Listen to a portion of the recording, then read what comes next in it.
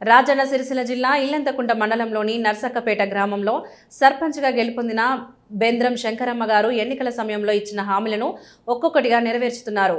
మొదటి హామీగా గ్రామంలోని కాలనీలో ఉన్న ముళ్ల పొదలు, చెత్త చెదారం తొలగించడంతో పాటు చర్చి నుండి కల్వర్టు వరకు మురికి కాలువలో మట్టిని తొలగించి శుభ్రపరిచారు.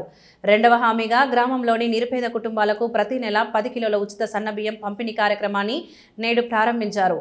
ఈ సందర్భంగా గ్రామస్తులు మాట్లాడుతూ ఎన్నికల హామీలను అమలు చేస్తున్న సర్పంచ్ బెంద్రం శంకరమ్మ గారికి కృతజ్ఞతలు తెలిపారు. నర్సక్కపేట గ్రామాన్ని అన్ని రంగాల్లో అభివృద్ధి చేసి మండలంలో ఆదర్శ గ్రామంగా తీర్చిదిద్దాలని కోరారు.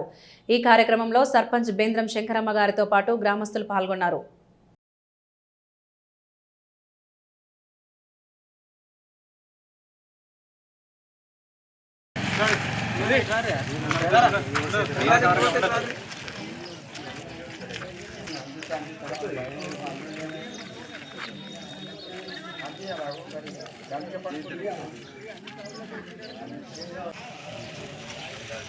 ఇల్లంతకుంట మండల నర్సకపేట గ్రామంలో గ్రామ పంచాయతీ ఎన్నికల్లో గ్రామ సర్పంచ్ గారు నన్ను గెలిపిస్తే, ప్రజలు ఆదరించి గెలిపిస్తే 10 హామీలను చేస్తానని హామీ ఇచ్చినారు.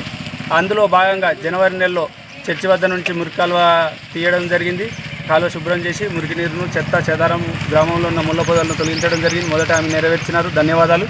మరియు ఈరోజు రెండో హామీ, ఫిబ్రవరి నెలలో రెండో హామీ, ప్రతి పేద కుటుంబానికి, నిరుపేద కుటుంబానికి, తిండికి లేని నిరుపేద కుటుంబానికి 10 కేజీల బియ్యం చొప్పున 5 సంవత్సరాల పాటు ఇస్తానని హామీ ఇచ్చిన గ్రామ సర్పంచ్ గారికి ధన్యవాదాలు.